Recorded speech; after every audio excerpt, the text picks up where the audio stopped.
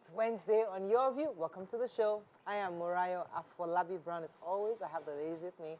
YK in the building. Good morning. How you doing, YK? I'm fine. Looking nice and bright.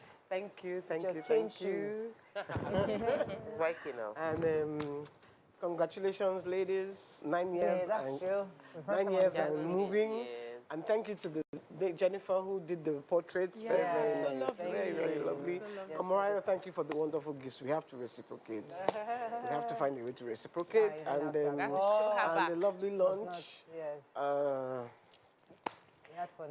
We had fun. It was nice, nice, nice, nice. How you doing, YK? I'm fine, I'm fine. I'm still doing grandma duties. My grandkids are around. You did make up yourself. Yes, I did not make up myself. Okay, I'm expert at this thing now. Yes, I did it myself. People are nice. You know, it was Regina that first taught me, Yeah. and then I now started going on YouTube, learning. You went on YouTube. I did. Oh, though. shit. Glamour. Glamour. I need to go and study and learn how to do this thing. Because the weekend is horrible, trust me. So I can't shave my hair. I always have to Yourself. ask Tokwe, please, Tokwe, come and help me shape my eyebrows. Good to see you, YK. How you doing, Tokwe? It's interesting to see the way YK puts effort into our looks, and I think it's important that we don't get that comfortable, that we don't care That about looks really how nice we on TV. look. Right. Thank you. It's a birthday gift from Hair Vita Visco. I love it. I'm good. So I have, there's this green zone that we used to have close to my house, and I know that it was a preserved zone because we've had some commissioners, a commissioner in Lagos that came to talk about how we have the wetlands that we must preserve. So somehow bulldozers have taken over the wetlands close to my house, bulldozed all the natural habitat of Can the you warehouse. imagine? And they Remember, intend there are to, some people that need yes, I know. And now my house has, the last time my husband counted about 15 monkeys jumping on my roof because you have taken away the trees. Yes, and it's the same, probably the reason why that stuff happened. I told you now, people are having alligators coming into, or something, lizard coming into their houses because we have taken over natural habitat without any concern for how we these would. families insisted that they needed land within Magodo Estate, right? So now in trying to clear that land from, they need to develop that land for them. So Do we know if it is that one? Somebody said it's something else. I'm assuming that they're trying to clear the land for these people who say that they own They land should in have Magodo. looked for land elsewhere. They tried to, they rejected it. They said they want Magodo. You see, this is what we're talking their about, land. We will not blame them. global warming. This is the cause. When you keep on knocking down trees, making We animals... must choose our battles. What do we want to do? Want to fight for the rights of the land they ask, or they want to... Let them just take care of our, Is put it our their monkeys land? somewhere else. Was it their land that was taken? So they've been compensated for it. According to the law. Law allows for compensation. And they've been I'm just talking about But they are nature. insisting I have on to having... So you have can to speak for compensate with nature. cash now. I'm have happy. Look, refused the Miriam will be compensation. very proud of you today. Yeah, even my husband was worried about how I was worried. Why are you so worried about the monkey? I said, I'm really, really concerned. 4 years I just say Mariam was Nigerian, show. 1 second you say, please give them the land. Next second you say, don't turning pull back. down the trees. Choose We need what to you pick a want. hustle. No, Pick we didn't hustle. say they should pull down the trees to give them their land. What would they do? So what would they What do do? to Give get them the the hot heavens. Give them the heavens. You have to give them the put down the trees. How you I'm doing? doing great, so I was on set yesterday. Sissy Nurse is back. Yay! New season. New season, Picture Perfect. I'm doing the 4 seasons with them. Think of 5, 6, 7, 8 seasons. My scripts are this high. That means they've And given it you was more a good time. Before responsibilities. now, yeah. It was a good time, you know, working with the actors on set. And I'm going to be on for about 14 days, but it's spread. So some days I'm on, some days, because they're shooting a lot. It's a lot. It's like a village, a community. And Biodun Steven is doing an amazing job. You see him, see her doubling as an actor, as a producer, as a director. Biodun Steven, she's really good. I'm glad working with her. Yeah. Congratulations. Raya. How you doing? I like it. I like getting pepper this morning, and I'm like, You're calm. I'm really You're calm. still breathing. They gave me pepper chicken this morning, right here. And I'm like, I'm still trying to calm down. Let's go to a break. When we come back, we go to the front pages of the paper. Stay with us. We'll be right back.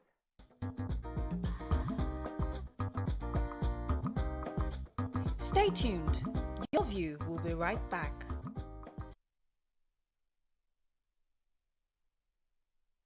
Right, we're going to start with the nation. Buhari seeks APC governor's support to pick successor. Buhari and his unfolding succession plan. EFCC ICPC operatives to track vote buying in the Ekiti polls. National Working Committee members accuse party chairman Adamu of taking unilateral decisions. Monkeypox, FG bans sale of consumption of bushmeat. Nima, are you hearing? Members gave my abductors 100 million naira ransom, says Methodist prelate.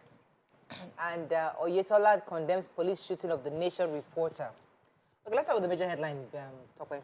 Yeah, so the conversation took a different... Our president Yes. broke the table yesterday. Yes, the conversation took a different turn when the president called all the governors for APC into a closed-door meeting. Well, it wasn't closed door. We know what he said. The press media released his speech, but the highlight of what he said was his wish to solicit the support of all the governors in picking his word, my successor. So, which was a shock because everybody felt like the president was going to be neutral. He said it over and over again that he was going to be neutral. But this shows he's going to be involved in the picking of his successor. He also mentioned what some term an emotional, we allowed every governor get a, every governor, he says similarly, second-term governors have been accorded the privilege of promoting successors that are capable of driving the vision, and first-term governors who have served credibly have been allowed to stand re-election. So he's saying, we've given you what you want, give me what I want. Now, he hasn't told us specifically, but he has said the dates. We are all waiting for who is going to stamp as Interesting candidates. But it looks like we will not be having much of internal democracy towards picking the APC presidential. It's quite interesting because the PDP, there you can see they bought, somebody was buying delegates, paying for delegates, so you bought to get the ticket. Or PDP or APC is now looking like, no, there's nothing democratic about that. It's not looking like they're handpicked. So it's not for APC, it's looking like handpicking. So it's like, so there was no democracy. So I just see like, okay, election. one is doing consensus, one is doing buying. We'll see how it goes. Wow. Okay, next, you want to take a story in? Yeah, the train passengers, the link man between the terrorists and the families. Yeah. Well, Malam Tuku Mamu, he's the PA to Sheikh Gumi, and he has said that they have presented their terms to the government. So there is hope. If the government, I mean, they have, I think, 8 teenage children in captivity. By the government. The government has arrested 8 of their teenage children. So once they release them, they will release the 62 passengers. And hopefully they did a video where they were begging the government. They were supposed to kill them. But they've given them a 2-week extension. Yeah. Okay. So the federal government yesterday banned the sale and consumption of bush meats. According to the Minister of Agriculture and Rural Development, Dr. Mohammed Abubakar, he's urging hunters and dealers of bushmeat for now to stop the business. He said this is to prevent the spread of the monkeypox pathogen, which is the organism that causes the disease. And he's also asking Nigerians to stay away and do not contact anyone suspected to be infected with monkeypox. We already have about 21 people in Nigeria as we speak. So there was something he said, and I need to read it. He said, following the recent confirmation of monkeypox resurgence in Nigeria on May 29, 2022, involving 21 persons by the Nigerian Center for Disease Control, where he said it has led to the death of 1 person with comorbidity.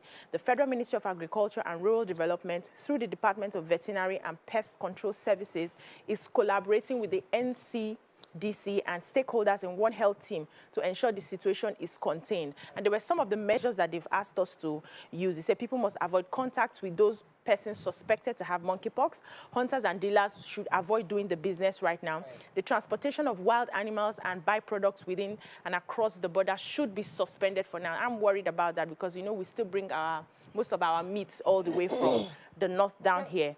Then the silos, stores, and other agricultural storage facilities must ensure that they prevent it by, you know, using most of their insecticides to avoid contamination, and a lot of other things that we need to start paying attention to. Wash your hands as much as you can daily and just be careful. All right, so very quickly now, the National Working Committee are complaining. 2 of their members actually, Saliu Lukman of the APC, and I think it's Isaac Kikemeke are complaining that the new chairman of the APC is taking unilateral decisions. According to him, his council meeting within the last 48 hours, they're convinced beyond a doubt that this is a deliberate attempt to foist a fait accompli. And what that means is that they want to take decisions. He wants to take unilateral decisions for the party. And they're complaining and saying that they want to be part of the decision. And he said, according to him, within the 2 months that he's been a party member, he has not been able to make decisions that includes all party members. Because people say he's not really APC person anyway. Moving on to the Punch very quickly. Presidency search for strong consensus candidate. Buhari directs APC governors. Lagos factory worker loses hand in industrial accident. Firm blames victim. 2,334 domestic violence cases in 4 months. Worrisome says in Lagos State. Agric varsities workers set yet to receive wage arrears, says Sanu. Couple, 3 children die. Lagos police suspect generator fumes. FG sends 640 soldiers on peacekeeping duties amidst insecurity. We are helpless, abducted, trained passengers' families lament. Power sometimes gobs 50% of our production costs, says manufacturers. And Lagos International Airport's runway lights collapse, pilots warn fan. So I have those 2 last stories, but I'll start with the manufacturing story because, of course, we're into business, and the Manufacturers Association of Nigeria has an agency called the Manufacturers Power Development Company, and the chairman board of directors of that organization, Ibrahim Usman, was speaking on the fact that some manufacturers spend as much as 50% of the cost of production on power. That in other lines, the cost of production, the cost of power in production is about 10%. In Nigeria, is averagely between 40 to 50%. And that is not counting the fact that it is even unstable. Then he spoke about having to go to, having issues, manufacturers having issues with discos. And most manufacturers now abandoning discos because, one, they give you outrageous bills without corresponding power.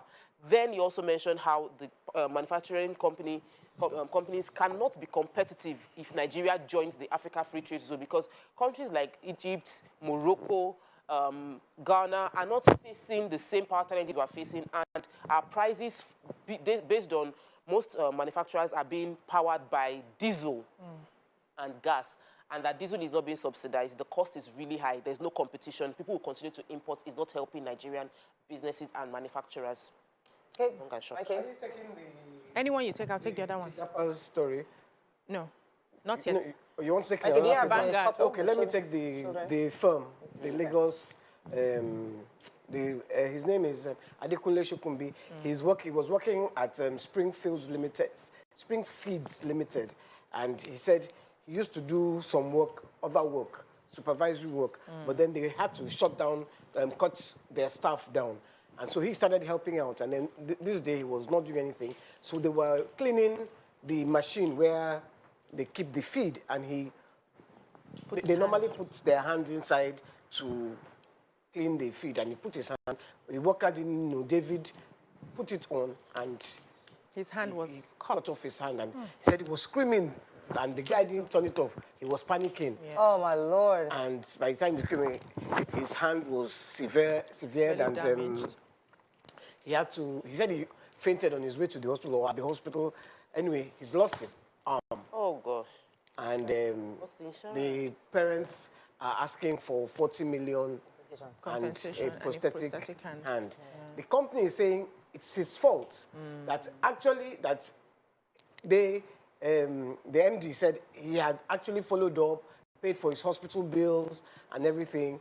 And that apparently, according to the family, the company wanted to meet with them, but someone advised them to meet at a neutral place, not their house. When he got there, the MD took off. This is a setup. Took off. So now they're at an impasse, and the poor boy is... At least the processes. All right, let's go on a quick break. When we come back, we'll continue with the review. Stay with us. We'll be right back.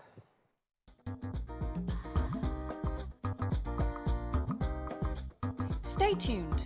Your View will be right back.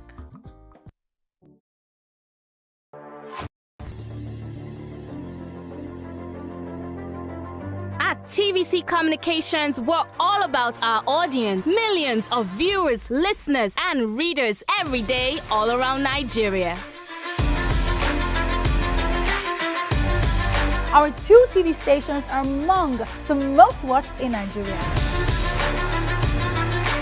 TVC News is our award-winning 24-hour national and international news channel headquartered here in Lagos, broadcasting live from our custom-built state-of-the-art news headquarters. TVC, the top-rated family entertainment channel, is the place for fun, music and information. With our breakfast show, Wake Up Nigeria, the all-female chat show, Your View, the best soaps and dramas from Nolly, Bali and Hollywood, music and entertainment blast, courtesy E-Splash, and of course, award-winning news and current affairs. It is all here.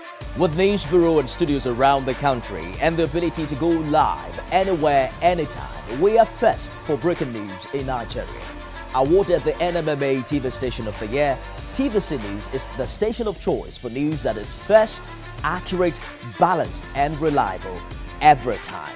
TVC and TVC News watched by over 4.5 million people in Nigeria every day on terrestrial, DTH, DTT, OTT, and available to viewers in the UK on Sky TV. Watch all of our world-class programs on TV, online and on our app. TVC and TVC News, the best entertainment and news for Nigeria on TV and online. And when you can't watch us, listen to us. 102.3 Max FM Lagos and 90.9 Max FM Abuja are now ranked among the most listened to radio stations in Nigeria. Now, with over 1.5 million listeners every day, we're the people's favorite radio station. Best hit music, best on-air talent. Max 102.3 hit music for Lagos and Max 90.9 hit music for Abuja. We are your home for that fun, entertainment, and hit music. In Lagos, TVC, our leading family entertainment TV channel, has a 47% market share. But this is just the start of our journey, as we plan to add even more services to entertain and inform our ever-growing audience. Thanks for being part of the TVC communication story.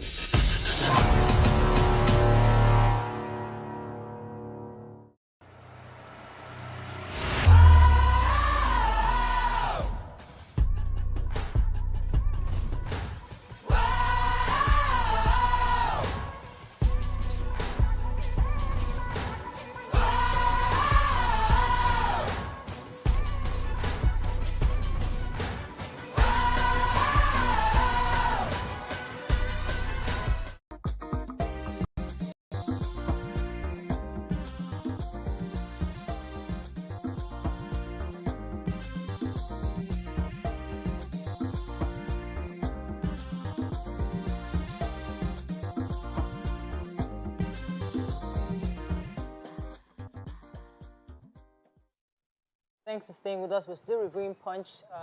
Yes, so the family and friends of Lawrence Olorunbo and his wife and 3 children were thrown into mourning after they found their decomposing bodies in their apartments at the Apapa area of Lagos State. So what happened was, I think one of their friends was trying to reach Lawrence for a very, very long time, and he wasn't taking his calls. And so he came over to the compound to find out what happened to him. And by the time he got close to the door, he was perceiving a very dangerous smell.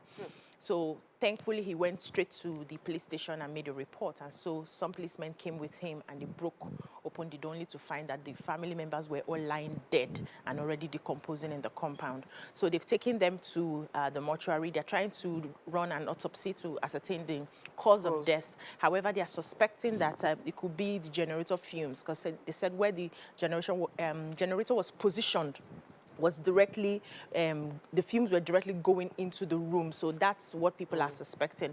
But the police will carry out that investigation and will know what exactly caused the death. Right. So the Lagos State Domestic Violence and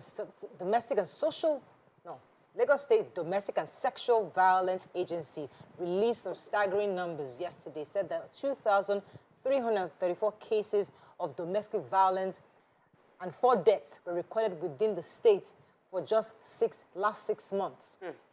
This statement was made by the spokesperson at the virtual response event, Henry Okafor. And sadly, he also added that within the last year, there have been 999 physical assaults at matrimonial homes, 19 deaths, 127 recorded cases of rape and defilement.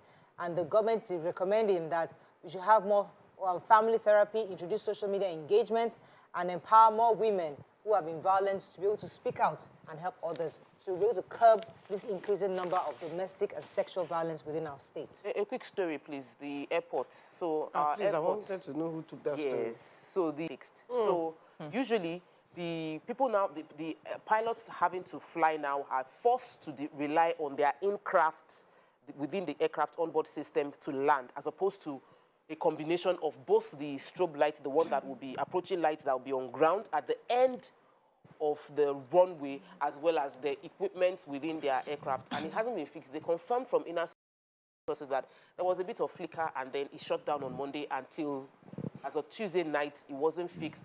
The official from the airport authority said he has no right to speak about it. They said the response to the text messages that was sent to the Public Affairs, General Manager, Public Affairs, Federal Airport Authority of Nigeria, when she was contacted, was that it is relevant to the authorities. Within 24 hours, it will be fixed, though it is dangerous, they work on it. Who is in charge of the toll gates and collect That has 300 nothing naira? to do with the airports. I know, isn't it to maintain the airport? No, it's to maintain the road. Daily Buhari meets governors, gives hints of preferred successor. INEC to partner ICPC and EFCC to stop vote buying. PDP primaries, why Bala Mohammed refused to step down for Atiku. Disquiet at APC as a National Working Committee members accuse Adamu of dictatorship and sidelining them. Search for Atiku's running mates widens in Southeast. Anambra schools markets closed abruptly. And resign now, Clark tells IU PDP national chairman. Okay. Why Yes, really hints his preferred successor? Okay, do you want to go with that? Yes. So He didn't hint it now. This was just very you know how I I don't. read everything. I read the speech. Go ahead. How I don't like to take political stories, but this one caught my attention today, and I decided to take it. So we know now that the PDP has Atiku as their presidential candidate, and one of the governors, that's Governor of Bauchi State, Alhaja Bala Mohammed, did not step down from the primaries. You know, there were some of them who wanted to contest for that position, but at the tail end, they were advised to step down. Tambuwa stepped down on stage, and they were expecting that the Bauchi State governor would step down, but he did not. And so some political northern elements are now saying that they are going to deal with him, that it seems like he's not in support of that northern consensus. Yes, northern consensus and unity. And he was explaining that one of the reasons he didn't want to step down was the fact that it will cause a division. It will seem like all the northern forces are fighting against the southern forces in one political party.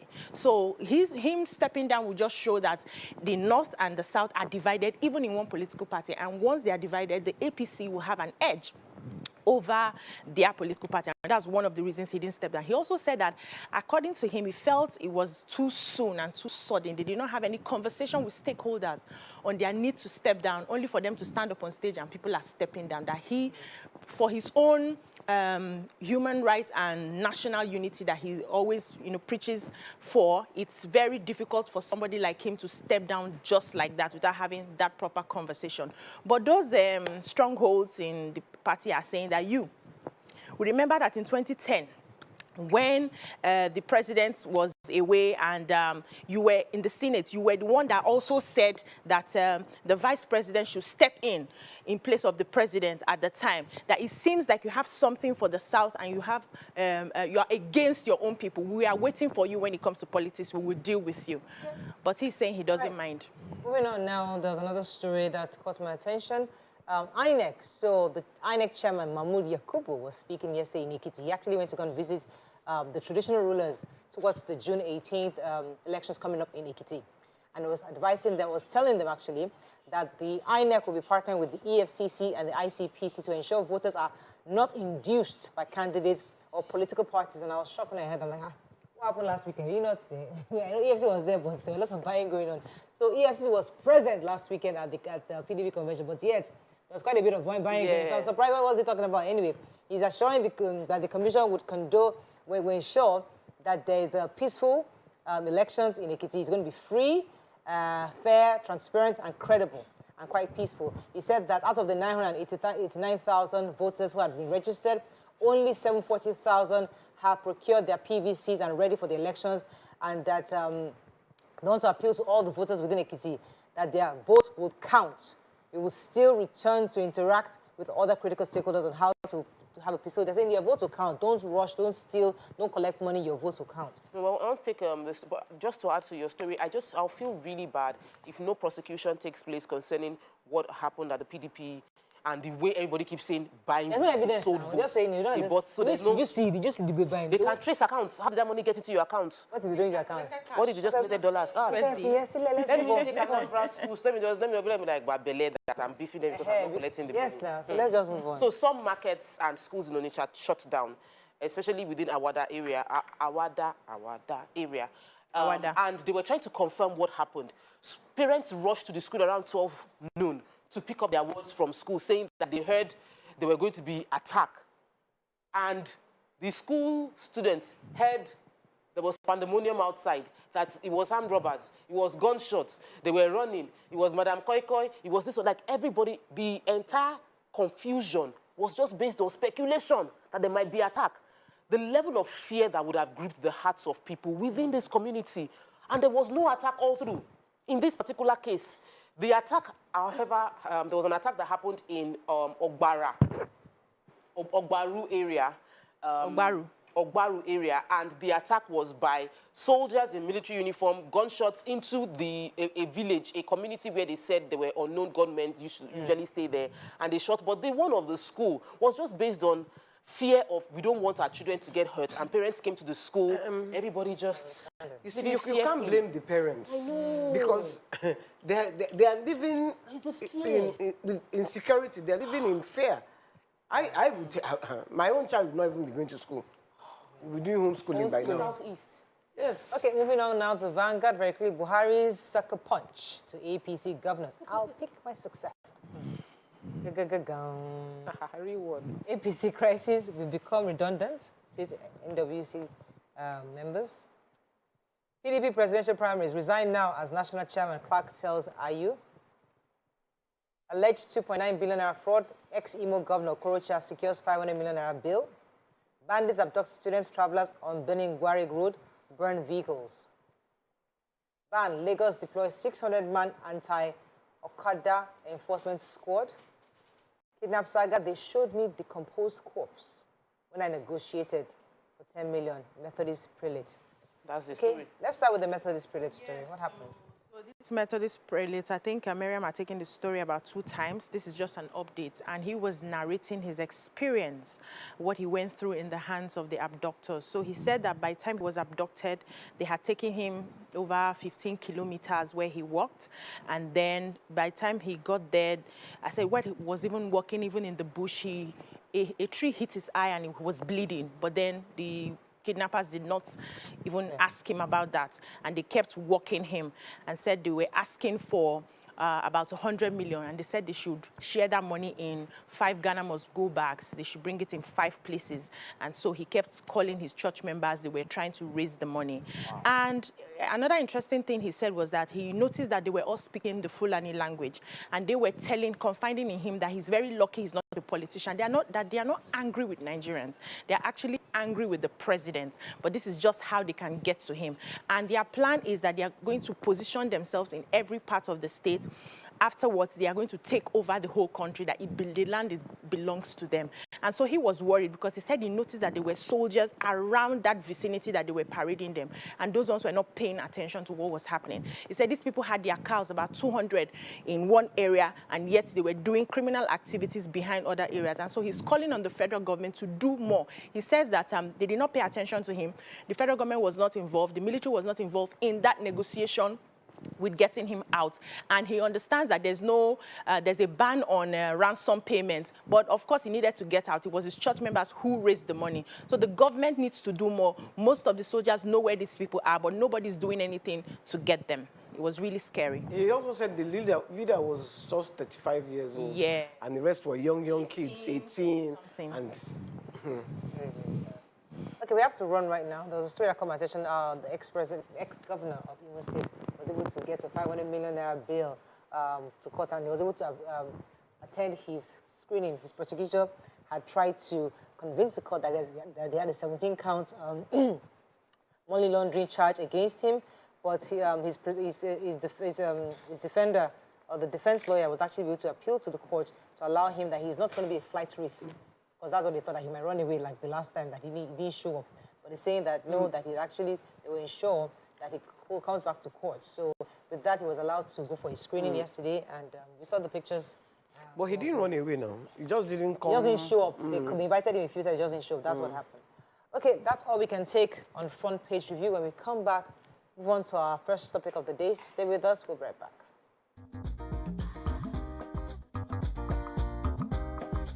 Stay tuned. Your View will be right back.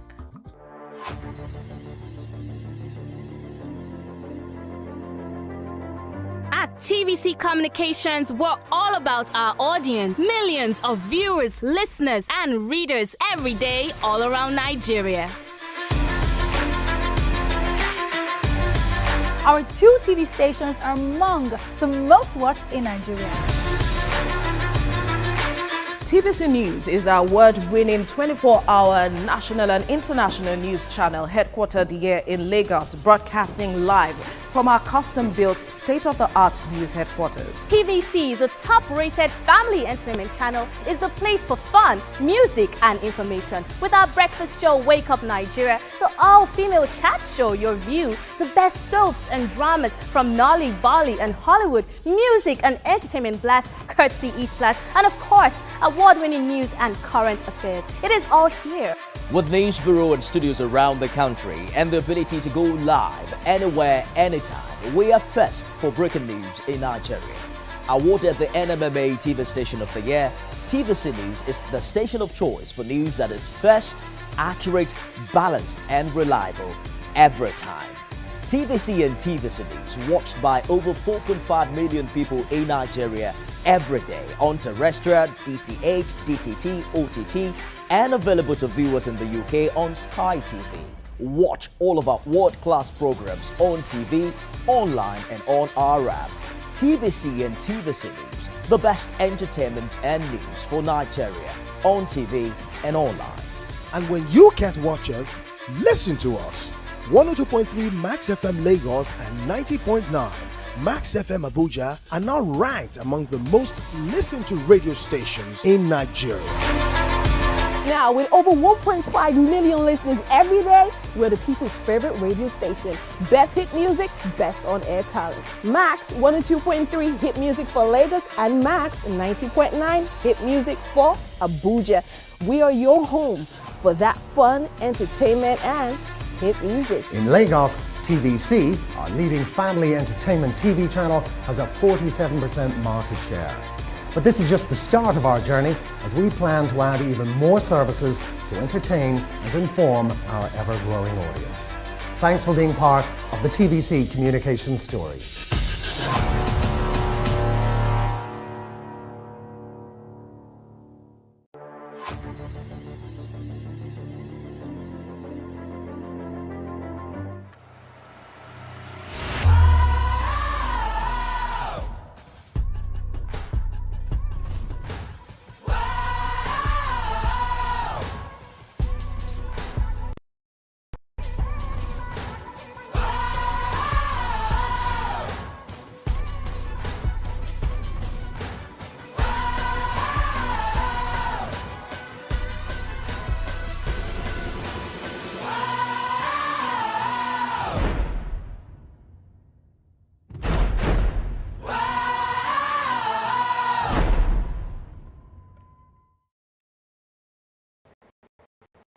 A little bit more. Perfect. I have exciting news for you. You asked for it and you got it. Your favorite breakfast show, Your View, will be going to 2 hours. We're going to have in-depth analysis of the newspaper review and more conversations on the hot topics. The ladies of Your View and I will be stirring up our guests to get an in-depth into all the various topics, and you, our viewers, will have the opportunity to call in and share your views. After all, it's your view. Join us on Your View, 9 a.m. to 11 a.m. for a fantastic conversation. Don't miss it.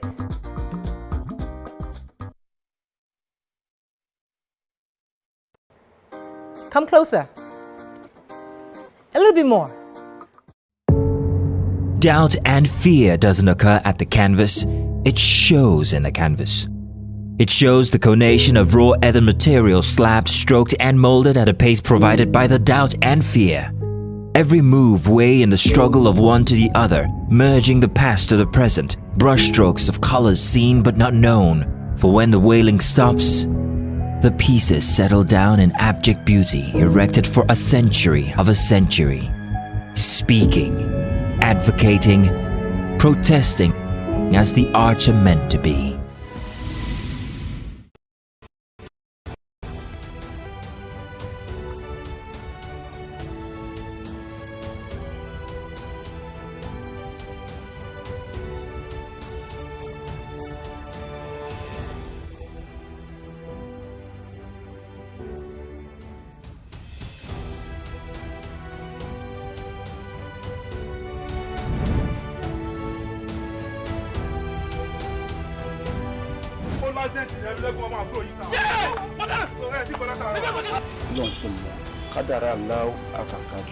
Àwọn kan wà tí wọ́n bá kú tọ́jọ́ kú wọn ò tí ì pé wọ́n á papòdà síbòmíì. Is that how you gonna say it? Kò tí wàá sọ yìí. Bó ṣe wá kọ̀wé ránṣẹ́ yìí pé òun fẹ́ rí mi kájọ fojúkojú yìí kò yé èmi o. Bó ṣe pé ẹ̀rí ẹ̀mí lẹ́kùnmọ́ àyà mi ti sọ kí. Torí kí ni? Àkọ́yẹ́ kọ́ mọ pé jẹ́rẹ̀ ẹ̀mí lẹ́kùnmọ́ yọ mọ̀ mú yẹn rí flashback jọ́ ìkí ọmọ tó mọ̀ ẹgbọ́n mọ́.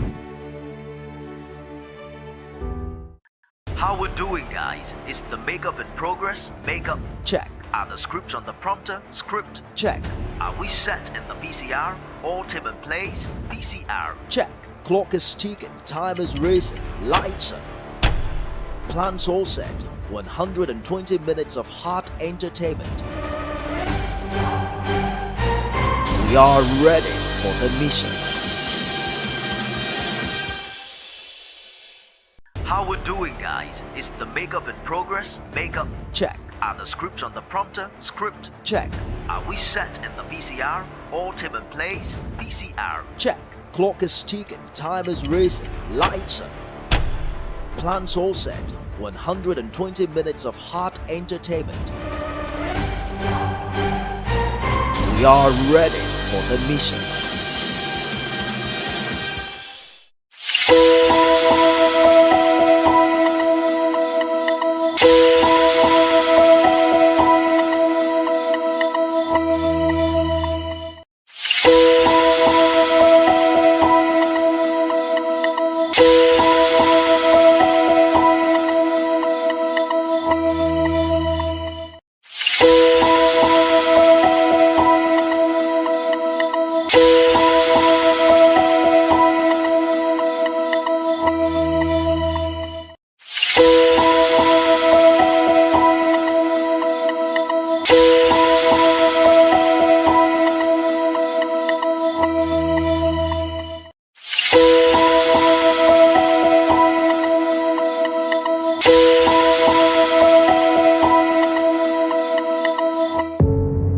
Doubt and fear doesn't occur at the canvas, it shows in the canvas. It shows the conation of raw earthen material slabbed, stroked and molded at a pace provided by the doubt.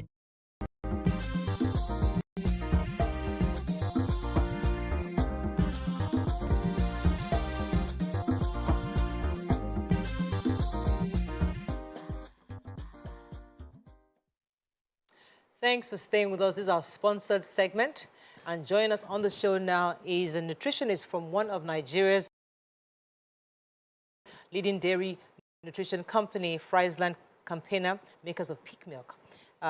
We have with us nutritionist Mr. Olusholoma Lomo. Welcome to the show, sir. Thank you very much. It's a pleasure being here. Yes, so milk we know is relevant. I mean, many people take milk for breakfast. Tell us about the consumption of milk and why are we celebrating milk this time around?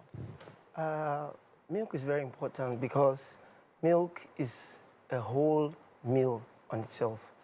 And if you look at the statistics, I think from about 54% of Nigerians that have been evaluated, like 41% don't even take breakfast from studies.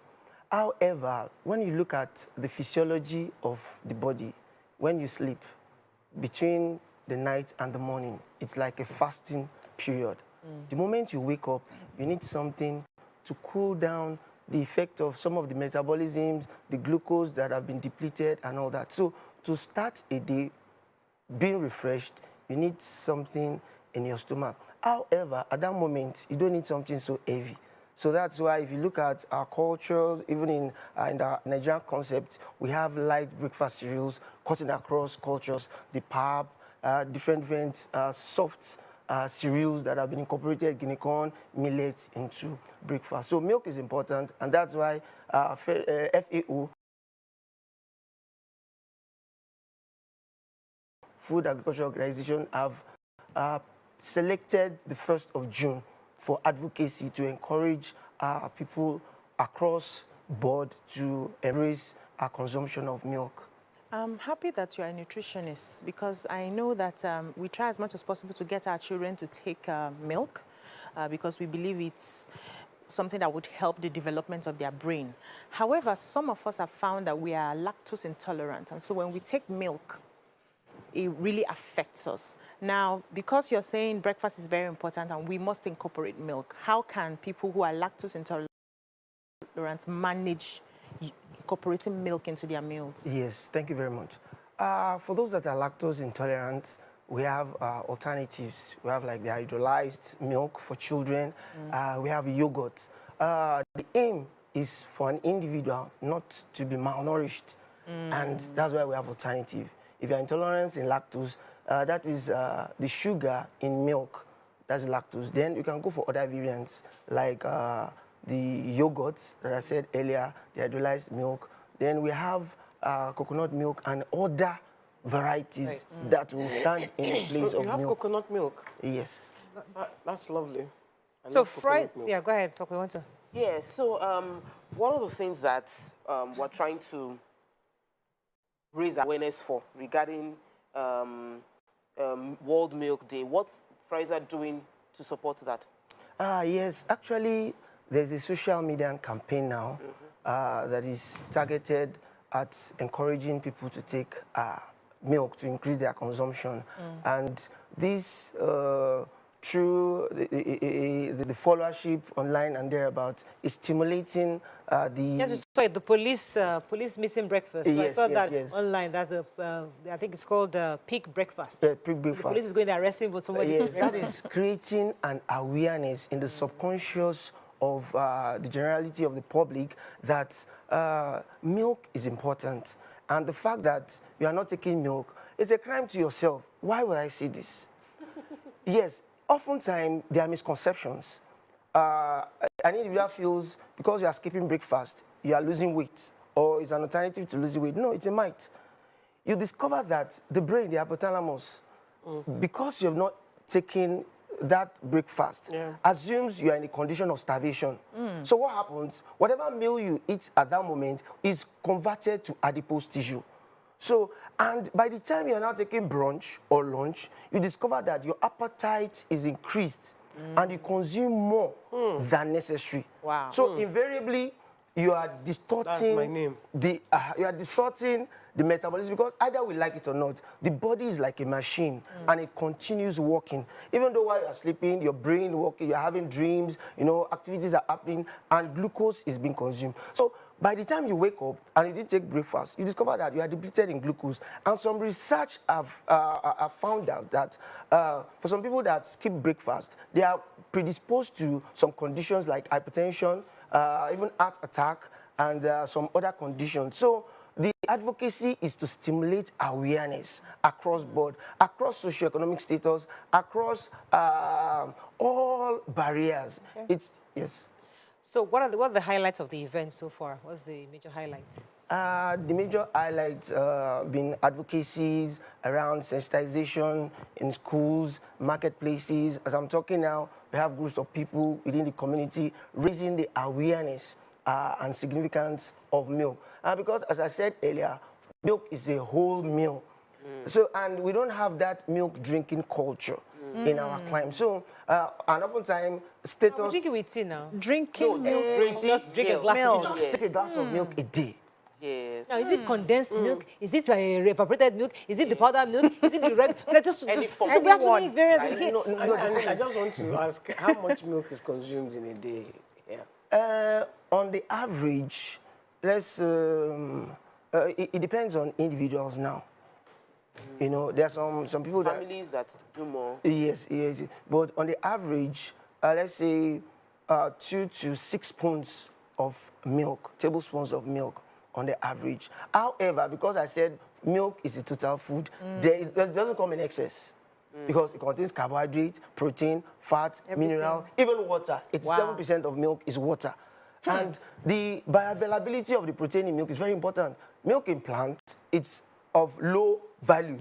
However, the milk in the protein in animal source is of high biological value. So it makes milk important, even for the ill, for the convalescent. If you are recuperating from illness, just take a glass of milk. Wow. Let me go back. I need to ask about condensed milk because me, I'm always confused. I don't know which one we make to buy. Kabada, I buy for my kids.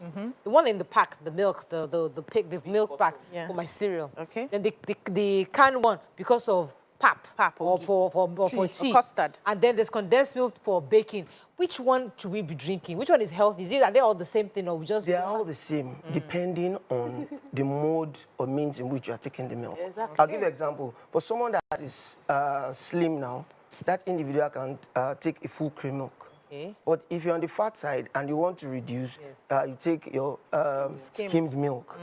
So at times, you may take your condensed milk, probably when you have a large volume of liquid. And so it depends on... Sorry, let me ask you a follow-up because I'm sorry.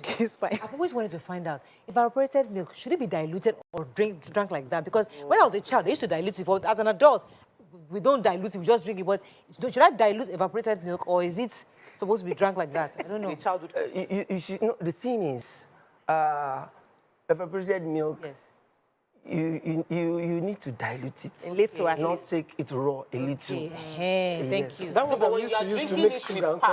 You don't need to dilute it. Because as a child, I used to just gulp it down like, but they used to force us to dilute it. That's sweet one that used to make... That's the condensed one. That's condensed one. But the evaporated one... Look at the volume, the quantity of the evaporated milk. You see that it's quite smaller. Yes, thank you. Because the concentration of the content is quite more than the evaporated But when you are milk. using it to drink ogi, you cannot be diluting. No. Yes.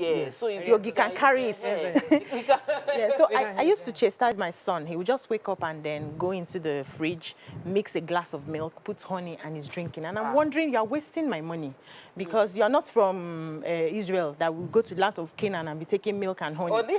So now that you're saying a glass of milk can be a whole meal, how do we begin to, incorporate this in daily living? Yes, every day, make sure that you is drink. the essence of this advocacy. Because when you look at the importance or the role of the nutrients in milk for brain development, cognitive development. So if you're on the first lane, the busy career person, you need milk to start your day, to provide glucose for your activity and productivity. So it's very important that you take milk so that totality of, even to prevent illnesses, malnutrition in all forms, it boosts your immunity as an individual. All right, sir. Thank you so much. It was a pleasure having you on the show to learn more about milk. I've not spoken about milk like this in a while. But thank you for that clarity. Thank you so much. Thank you. That's all we can take on this segment. When we come back, move on to other hot topics. Stay with us. We'll be right back.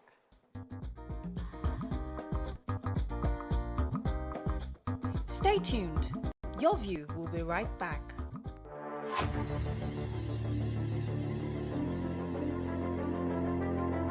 At TVC Communications, we're all about our audience. Millions of viewers, listeners, and readers every day all around Nigeria. Our 2 TV stations are among the most watched in Nigeria. TVC News is our award-winning 24-hour national and international news channel headquartered here in Lagos, broadcasting live from our custom-built state-of-the-art news headquarters. TVC, the top-rated family entertainment channel, is the place for fun, music, and information. With our breakfast show, Wake Up Nigeria, the all-female chat show, Your View, the best soaps and dramas from Nolly, Bolly, and Hollywood, music and entertainment blast, courtesy E-Splash, and of course, award-winning news and current affairs. It is all here. With news bureau and studios around the country and the ability to go live anywhere, anytime, we are first for breaking news in Nigeria. Awarded the NMMA TV Station of the Year, TVC News is the station of choice for news that is first, accurate, balanced, and reliable every time. TVC and TVC News watched by over 4.5 million people in Nigeria every day on terrestrial, DTH, DTT, OTT, and available to viewers in the UK on Sky TV. Watch all of our world-class programs on TV, online, and on our app. TVC and TVC News, the best entertainment and news for Nigeria on TV and online. And when you can't watch us, listen to us. 102.3 Max FM Lagos and 90.9 Max FM Abuja are now ranked among the most listened to radio stations in Nigeria. Now, with over 1.5 million listeners every day, we're the people's favorite radio station. Best hit music, best on-air talent. Max 102.3 hit music for Lagos and Max 90.9 hit music for Abuja. We are your home for that fun, entertainment, and hit music. In Lagos, TVC, our leading family entertainment TV channel, has a 47% market share. But this is just the start of our journey, as we plan to add even more services to entertain and inform our ever-growing audience.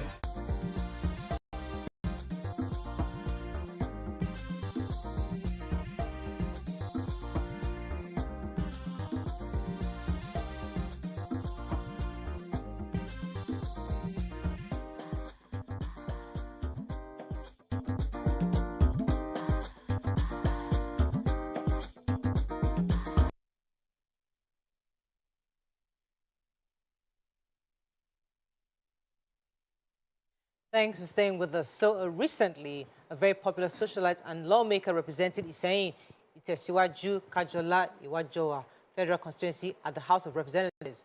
Honorable Shina Pella lost the primary ticket that would have made him fly the flag of the APC or your North Senatorial District come 2023 elections.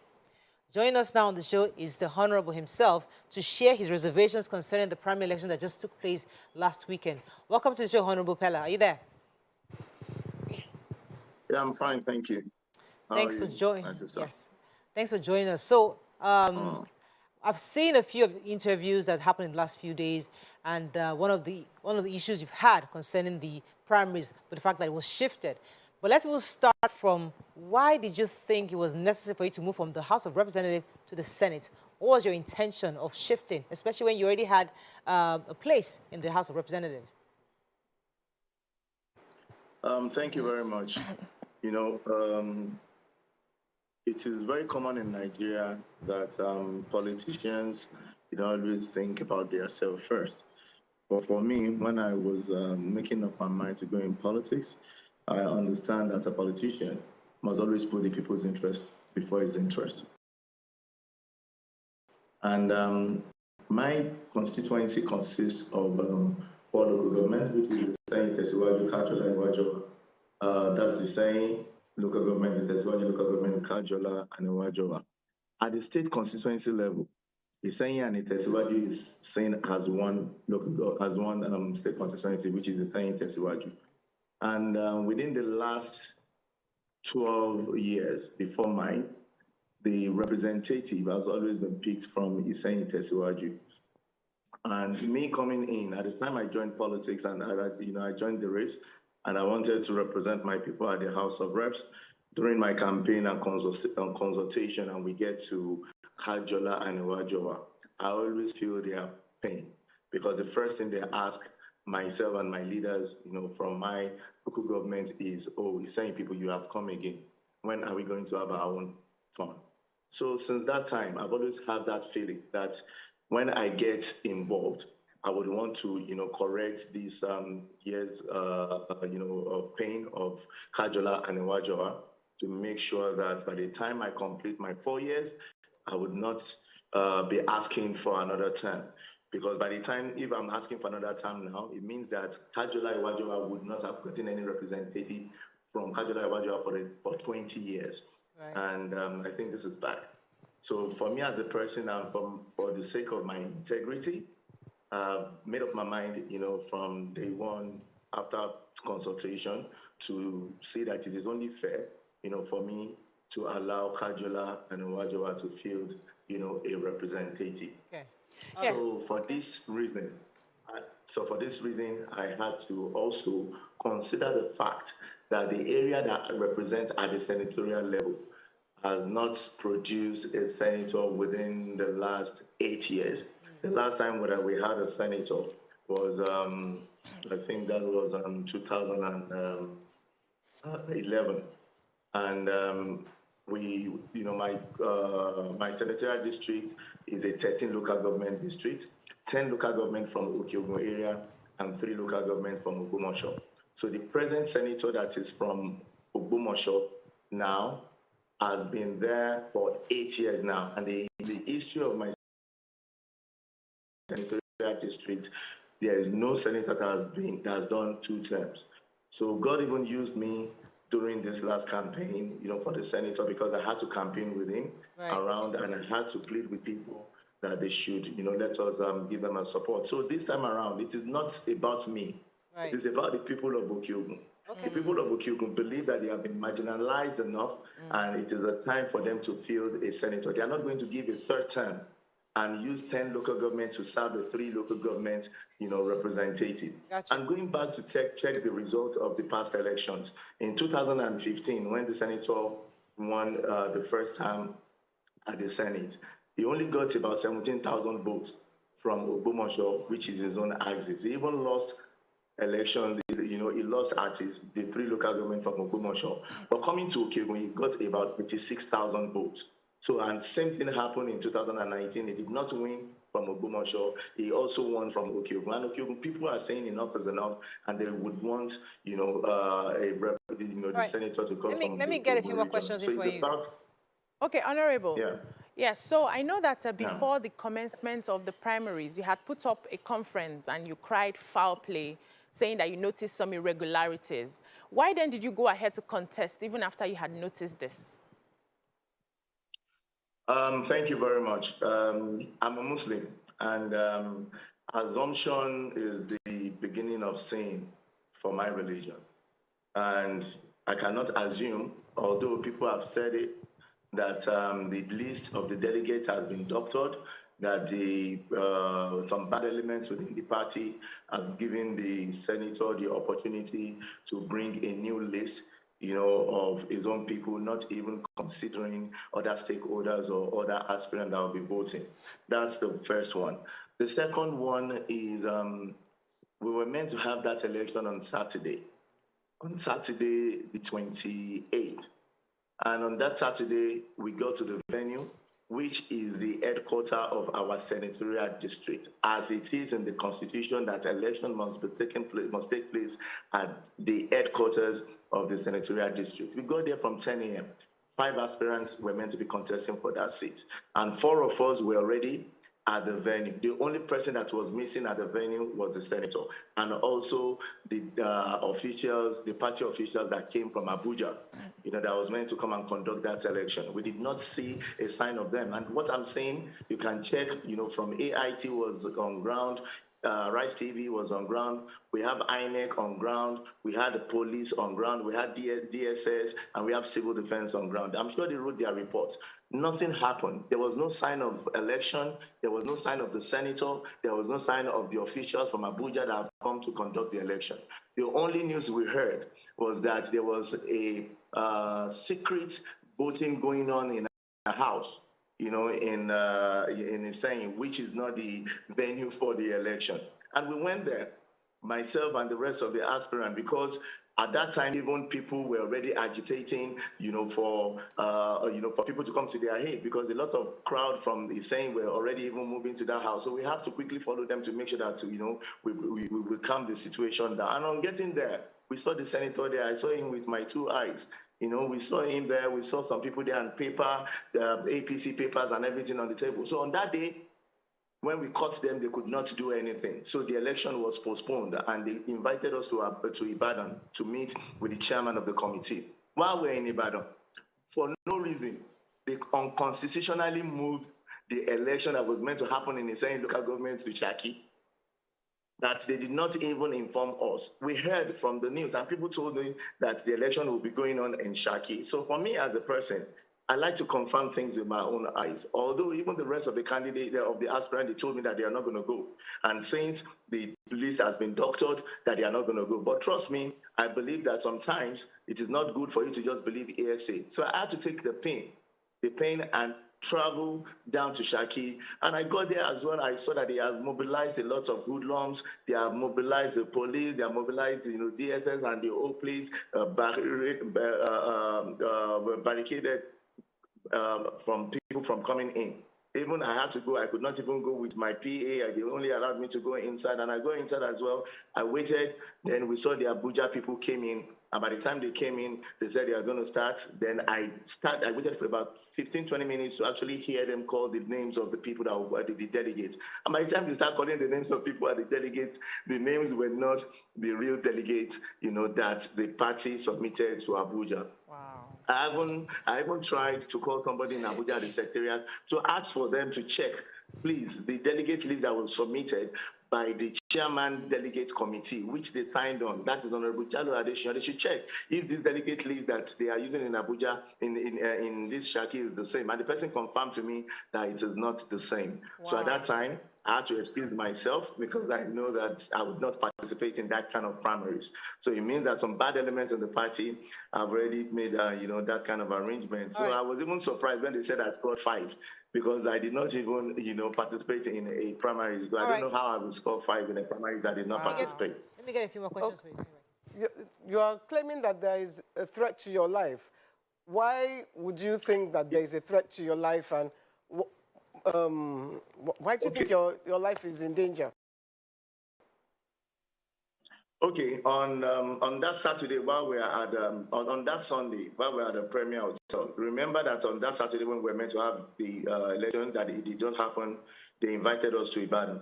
So we were in Ibadan that night. Then the next morning we were asked, so myself and the rest of the aspirants, we wrote a letter which we wanted to submit, to the committee chairman. So I was at Premier Hotel when somebody called me, and we were just leaving Premier Hotel to go back to Okyogun when somebody called me that I should be careful.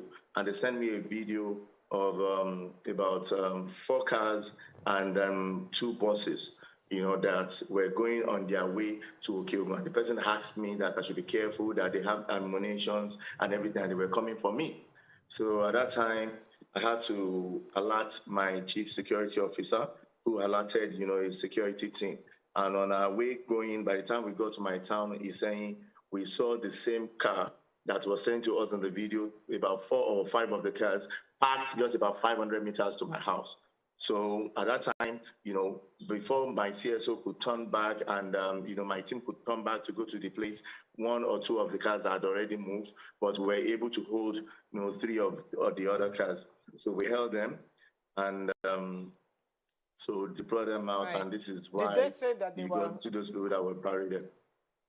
All right, let me go on a quick break. When we come back, we'll continue this conversation with the Honorable. Stay with us, we'll be right back.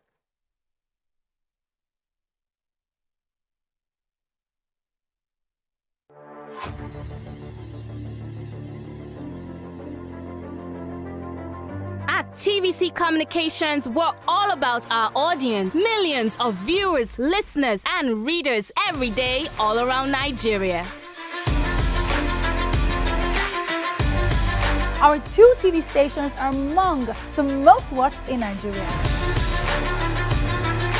TVC News is our award-winning 24-hour national and international news channel headquartered here in Lagos, broadcasting live from our custom-built state-of-the-art news headquarters. TVC, the top-rated family entertainment channel, is the place for fun, music, and information. With our breakfast show, Wake Up Nigeria, the all-female chat show, Your View, the best soaps and dramas from Nolly, Bolly, and Hollywood, music and entertainment blast, courtesy E-Splash, and of course, award-winning news and current affairs. It is all here.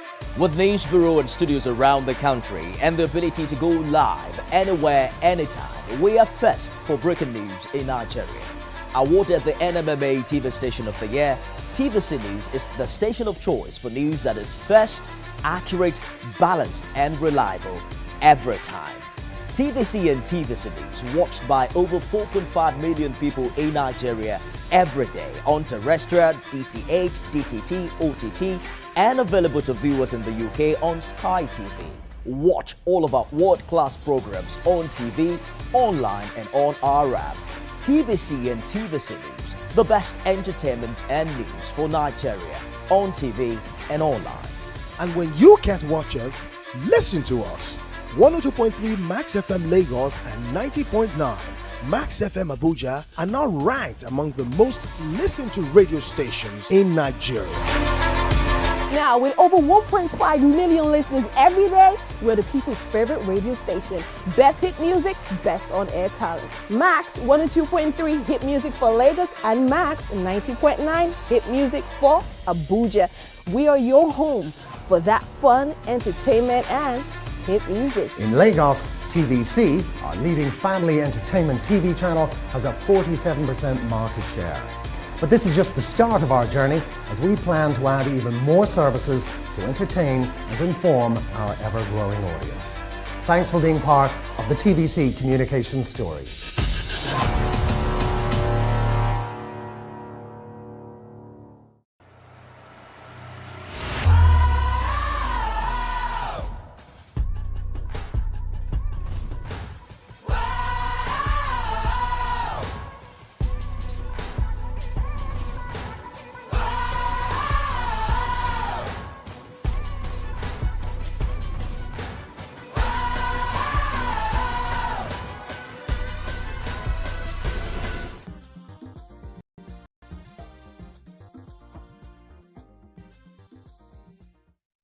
Thanks for staying with us. We still have Honorable Pella with us. Mike, you're going to send a follow-up question? Yes, I was going to ask, how do you know that they were coming for you? Did you interrogate them? Did they confess that they were coming to kill you?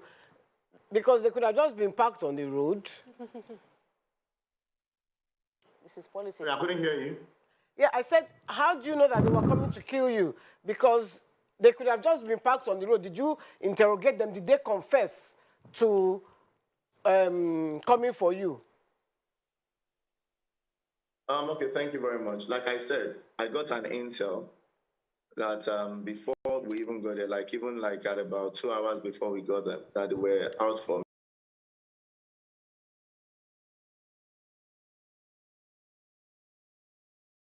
me.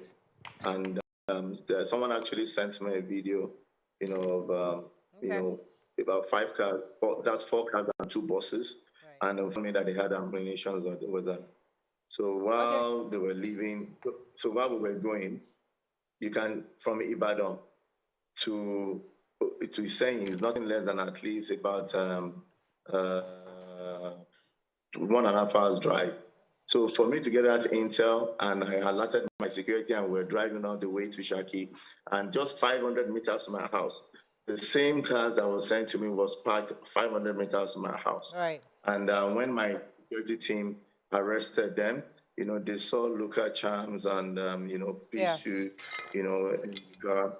And although, these people were definitely, when they saw them, they were denying that, no, they were not coming for me and everything like that. They were just going to Shaki and everything, All right. Let me get a few more questions in for you. Go ahead, Tokwe.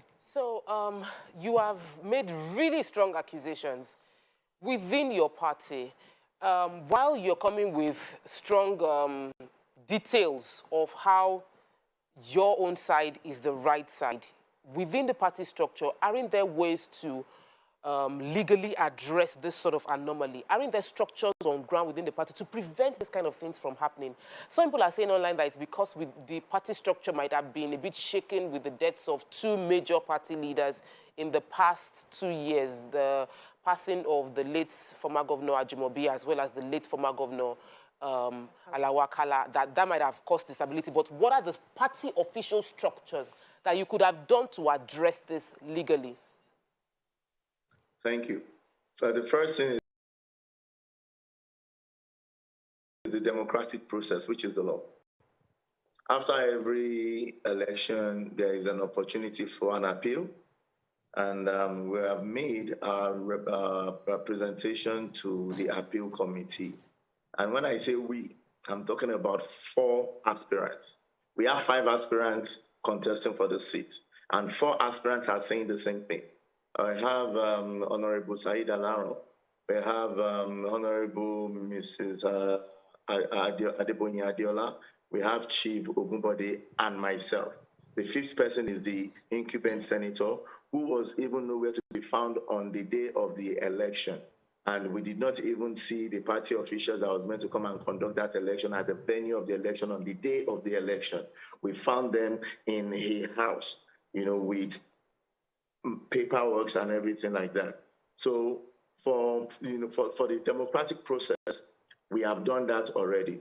And also we have written a letter to the leadership of the party, to look at this. And come to think about it, we're talking about democracy here. And our President Muhammadu Buhari, promised Nigerians, or promised our party faithful, that there was going to be a restructuring within the APC, that the Abuja downward style will be changed from bottom up. And this is what myself and the people of Okiogun have been practicing. During our World Congress, we did a World Congress about 2 or 3 months ago. Until now, we have not gotten the result of the World Congress in Oyo State. We did our local government Congress about immediately after the World Congress, maybe 2 weeks after the World Congress. Till now, we have not gotten the result of this local government Congress. Come on, how do you think about that? What do you think is going to happen?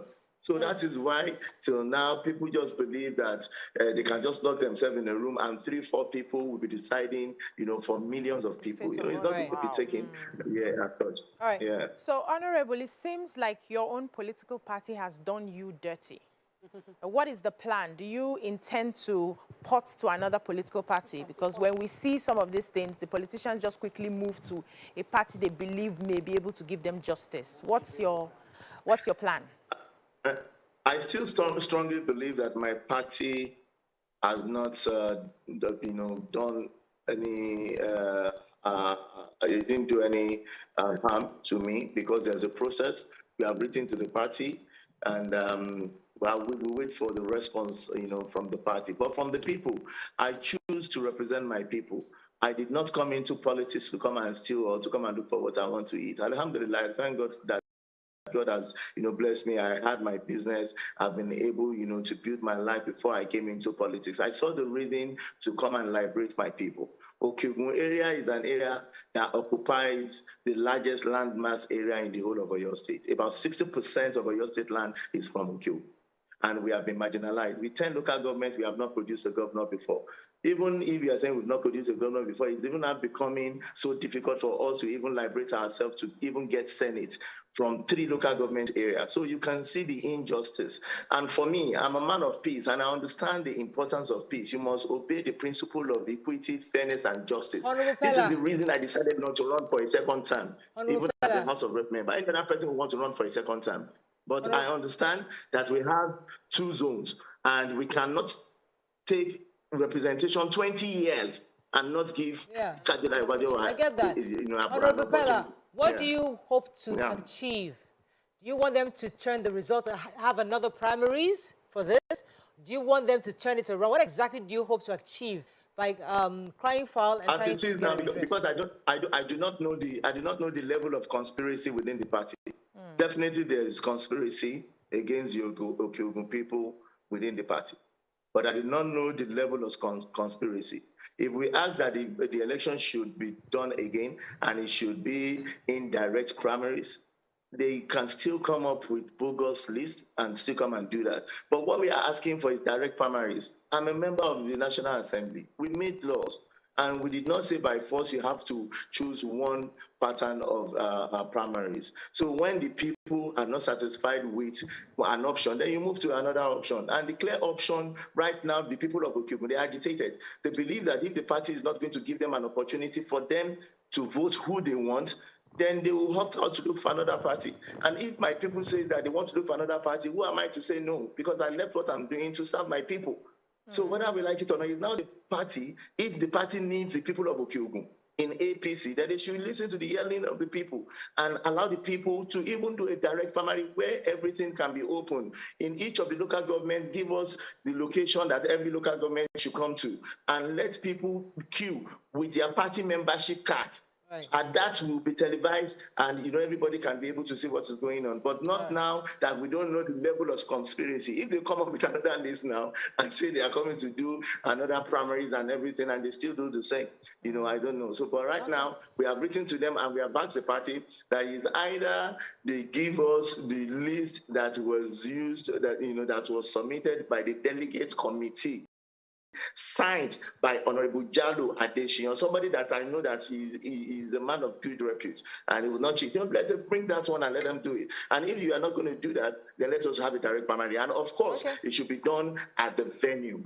that is in the Constitution. Senatorial election must be conducted at the headquarters of the Senatorial district, which is in Itain local government. All right. Even if they want to shift to another local government, they are meant to inform INEC 7 days notice. They are meant to inform the stakeholders, the aspirants, which they did not do. They just did the kangaroo shifting from the main venue to the another venue in order for them to act their plan. Thank you very much, Honorable. If you don't we have to run, unfortunately. Oh, we have to run. Yes, that's all we can do. Well, thank you so much for sharing that side of the story. Continue to follow up on this story and hope we get justice. That's all we can take on this segment. Thank you very much. Come back, move on to other topics. Stay with us. We'll be right back.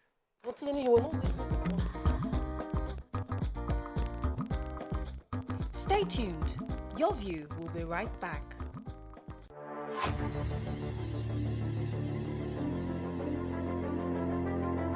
At TVC Communications, we're all about our audience. Millions of viewers, listeners, and readers every day all around Nigeria. Our 2 TV stations are among the most watched in Nigeria. TVC News is our award-winning 24-hour national and international news channel headquartered here in Lagos, broadcasting live from our custom-built state-of-the-art news headquarters. TVC, the top-rated family entertainment channel, is the place for fun, music, and information. With our breakfast show, Wake Up Nigeria, the all-female chat show, Your View, the best soaps and dramas from Nolly, Bolly, and Hollywood, music and entertainment blast, courtesy Eastplash, and of course, award-winning news and current affairs. It is all here. With news bureau and studios around the country and the ability to go live anywhere, anytime, we are first for breaking news in Nigeria. Awarded the NMMA TV Station of the Year, TVC News is the station of choice for news that is first, accurate, balanced, and reliable every time. TVC and TVC News watched by over 4.5 million people in Nigeria every day on terrestrial, DTH, DTT, OTT, and available to viewers in the UK on Sky TV. Watch all of our world-class programs on TV, online, and on our app. TVC and TVC News, the best entertainment and news for Nigeria on TV and online. And when you can't watch us, listen to us. 102.3 Max FM Lagos and 90.9 Max FM Abuja are now ranked among the most listened to radio stations in Nigeria. Now, with over 1.5 million listeners every day, we're the people's favorite radio station. Best hit music, best on-air talent. Max 102.3 hit music for Lagos and Max 90.9 hit music for Abuja. We are your home for that fun, entertainment, and hit music. In Lagos, TVC, our leading family entertainment TV channel, has a 47% market share. But this is just the start of our journey, as we plan to add even more services to entertain and inform our ever-growing audience. Thanks for being part of the TVC communication story.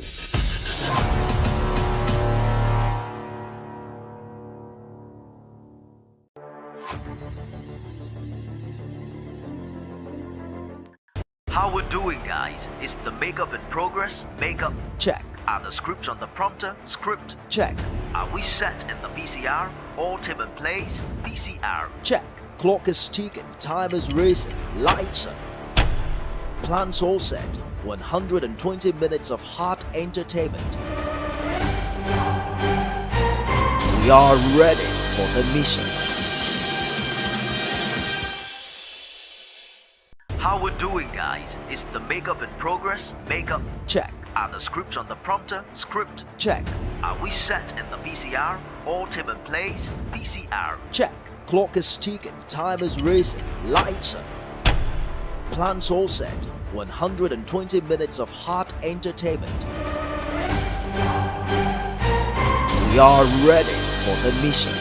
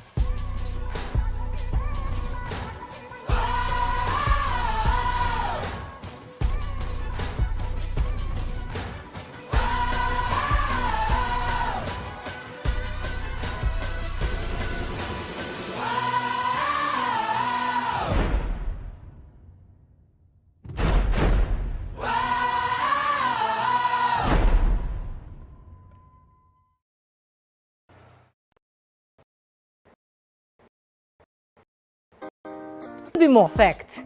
I have exciting news for you. You asked for it and you got it. Your favorite breakfast show, Your View, will be going to 2 hours. We're going to have in-depth analysis of the newspaper review and more conversations on the hot topics. The ladies of Your View and I will be stirring up our guests to get an in-depth into all the various topics, and you, our viewers, will have the opportunity to call in and share your views. After all, it's your view. Join us on Your View, 9 a.m. to 11 a.m. for a fantastic conversation. Don't miss it.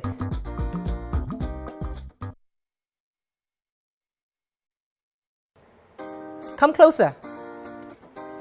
A little bit more. Perfect. I have exciting news for you. You asked for it and you got it. Your favorite breakfast show, Your View, will be going to 2 hours. We're going to have in-depth analysis of the newspaper review and more conversations on the hot topics. The ladies of Your View and I will be stirring up our guests to get an in-depth into all the various topics, and you, our viewers, will have the opportunity to call in and share your views. After all, it's your view. Join us on Your View, 9 a.m. to 11 a.m. for a fantastic conversation. Don't miss it. How we're doing, guys? Is the makeup in progress? Makeup, check. Are the scripts on the prompter? Script, check. Are we set in the PCR? All team in place? PCR, check. Clock is ticking, time is racing, lights up. Plans all set, 120 minutes of hot entertainment. We are ready for the mission. How we're doing? Doubt and fear doesn't occur at the canvas, it shows in the canvas. It shows the conation of raw earthen material slabbed, stroked and molded at a pace provided by the doubt and fear. Every move weigh in the struggle of one to the other, merging the past to the present, brushstrokes of colors seen but not known. For when the wailing stops, the pieces settle down in abject beauty erected for a century of a century. Speaking, advocating, protesting as the arts are meant to be.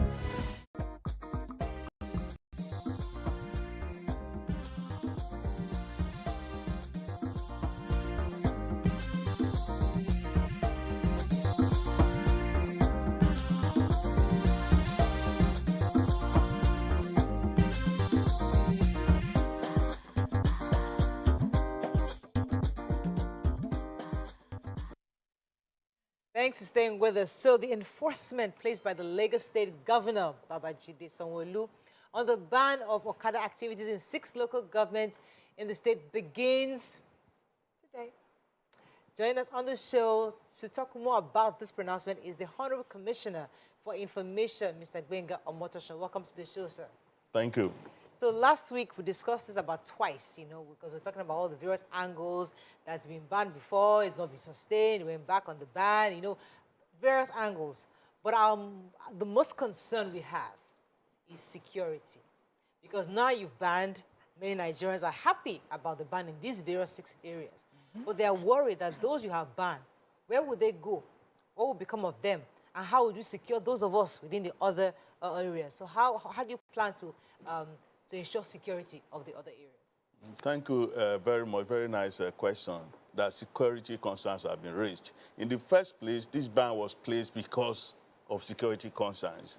The kind of security concerns that Okada generated is bigger than anyone that anybody may think of.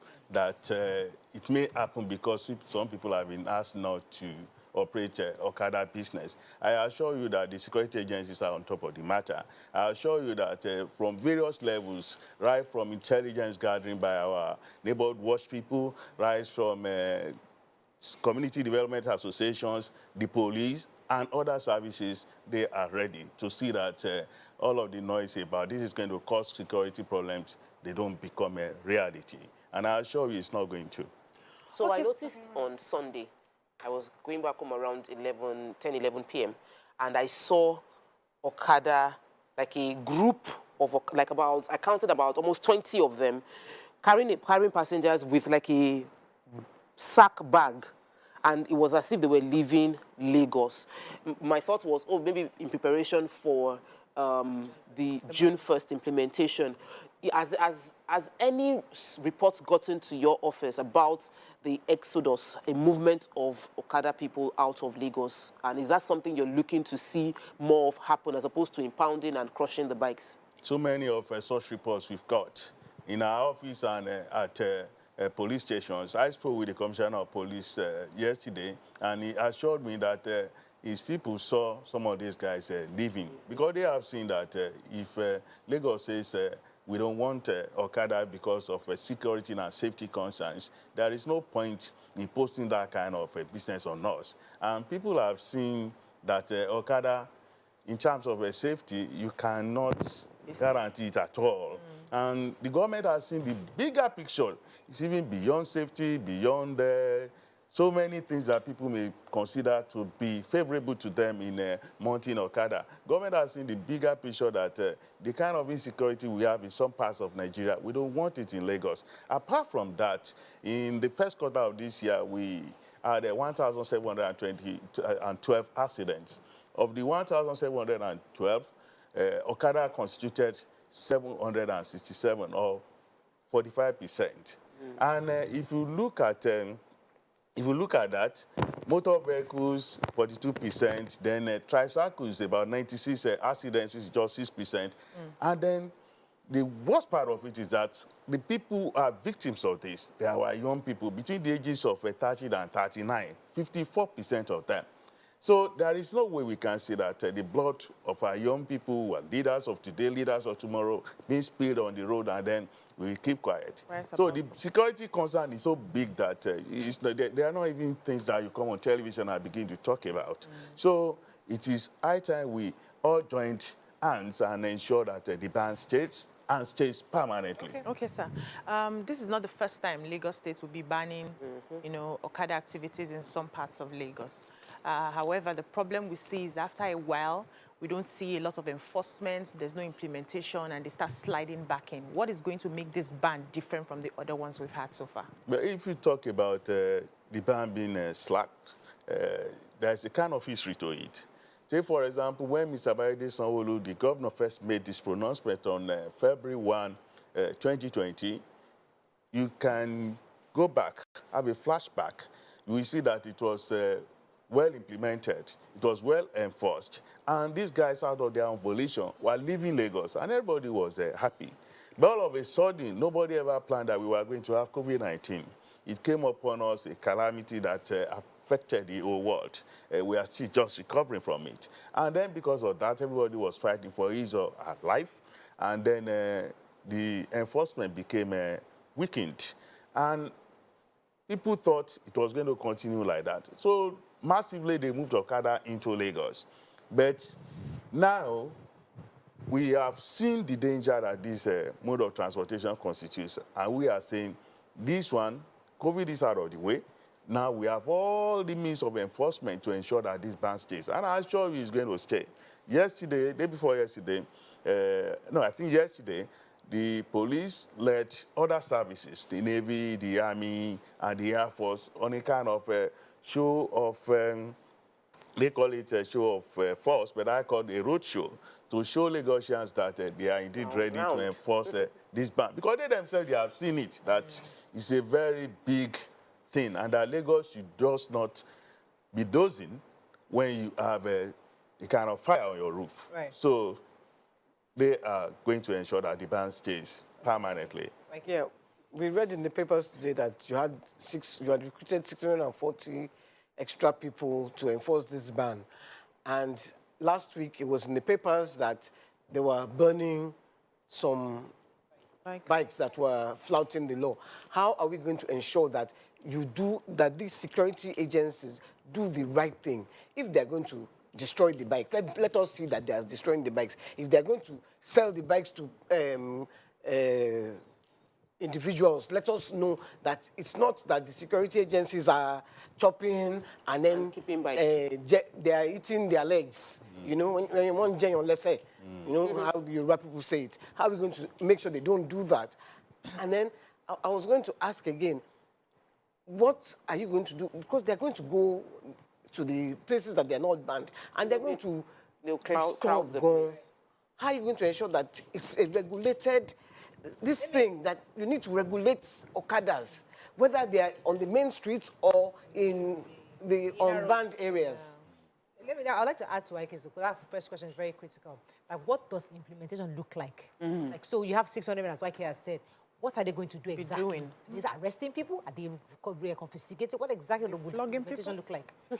Well, Thank you. First, let me just go to our own question. How are we going to ensure that the security people are doing the right thing? They will do the right thing. This is the first time in a long time. I haven't seen it since I came into the administration of Mr. Vaide Sanwo-Olu, that he is having a meeting with the DPOs, all area commanders, and the commissioner of police. This is very rare. And he told them in clear, explicit terms that this is what Lagosians want about Okada, and that it must be done without any compromise. And they agreed. They clapped. They applauded him. And they said, look, Okada has posed a lot of challenges to us in terms of doing our job. So we have no choice. We have to implement this. Then one important thing I would like people to know is that this is even people-driven. Lagosians themselves are saying that we are tired of this mode of transportation. Yeah. We know that some of us, we have experienced the negative aspect of this, apart from the fact that people are having their limbs broken, their heads smashed. They also have their purses snatched. Yeah. And government is even saying snatching of purses and all of that, that they are just preliminaries. They are just mere infinitesimal things about the kind of every problem in terms of security that Okada poses. So implementation is going to be people-driven. And if it's people-driven, there's no way you can leave Apapa and begin to go to Agege or some other places, and then Okada people that they have not been seen there before, they will be seen there, and then they will be allowed. Besides, it's a like the governor said, it's just it's a phased ban. This one is a warning to all the other places where you don't have Okada, that the government is coming there, because they have seen the big picture that there's no way. Let's talk about the alternative. So, for example, Surulere is one of the places that's been banned. Now, let's say I want to go to my uncle's house in Masha. Usually, I get to Stadium. I'm just thinking top of my head. And from Stadium, I take a bike to my uncle's house in Masha. Now, what alternative is the government providing for me? So when I stop at Stadium, how do I get to my uncle's house in Masha? Well, like we have said several times, the government has brought out 500 last mile and first mile buses. We were pushing them onto the streets in batches. And this last week, 200 buses were released. But there is one thing I usually tell people, that there's a Yoruba proverb that says that before the arrival of the corn, what was the chicken feeding on? Lagos is the tiniest state in Nigeria. It's the most populated state, yet small land space. When I was young in Lagos, I used to walk everywhere. So what has changed? Why is it that people no longer want to walk? Especially when you look at this mode of transportation, because Okada takes you into your bedroom and you think it is fine. When you see the negative side, when you know a little bit about the bigger picture that the government has seen, when you consider what Okada has done in some other states, you will agree with the government that it's better for you to walk and keep fit. If you, I mean, bus stops are not too far from people's homes, but it's just that we are now used to this Okada culture. Actually, I agree, because while I was growing up, I mentioned it the day we were discussing on the show that when I was growing up, we used to walk from my house to the bus stop, but now everybody takes a bike from that same house to the bus stop. However, we must acknowledge the fact that we don't have walkways. So it means that the places, there are no demarcated walkways or major roads. Of course, there are some roads that have that part for walking, but major roads don't have it. And we cannot expect people to be walking and then you're having the drama of tricycles, because even if you ban bikes, we still need the tricycles, and they would want to edge you out of the road as well at the same time. But there was the real question is, the question YK asked, Mariah asked it, and I think we need to revisit it, because we cannot arrest everybody. And when we arrest people and take their bikes, what are we going to do with the people? What are we going to do with the bikes? Is there a move to say, okay, we take you back to your state, you are from whatever state, and we take you out to the boundary, ride your bike out? Or do we have space to actually arrest everybody and keep them? Well, what we do with the bikes is that we crush them. Very soon, we are going to be showing pictures of where the bikes are being crushed. Wow. I mean, if government says there's a ban on bikes, I do not see any reason why people should be making excuses that these guys should be allowed to stay, that are we going to take them to the borders and ask them to get out of Lagos. You see, you can go and ride your bike in any other place. And if the government says there is a ban, there's a ban and it must stay. But the thing is that people talk about alternatives. We are doing a lot in transportation. It's the first pillar of the team's agenda, traffic management and transportation. So we are building jetties, 15 jetties that we are building as I speak with you, most of them 90% completed. And some of them completed already in Apa, Badagry, in Liverpool, in Apapa, in Ijede, in Ilashe, in Ajido, in so many places. So the jetties are there, and then for the past 3 years, the Lac Ferry has been operating its ferries, no single accident, no accident record. So many, many more Lagosians have been encouraged to use the waterways. And by God's grace, by the end of this year, we are going to have our rail lines working.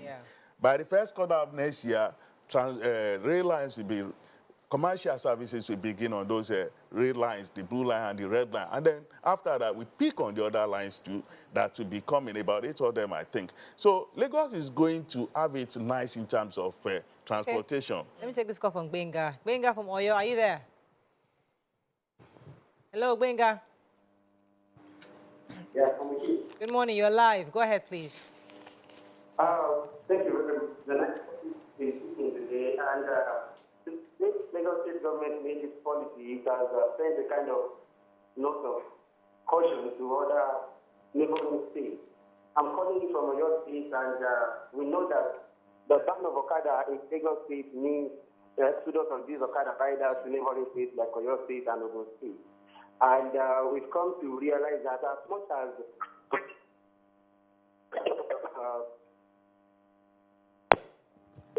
Oh, sorry about that. We have them. Okay, please. Yes, so my worry is that when this ban happens, which it has started today, most of these bikers will move to those other places that don't have a ban yet. Is there anything the government is planning to do with local government to get the data of people who ride these bikes in those places? Because if you come to some of these areas, I went to one during the weekend, you see where they live, where they sleep. We don't have their number. We don't know how many they are. They are raising children. They are defecating everywhere. They are waking up on, some of them are sleeping on the bikes and waking up.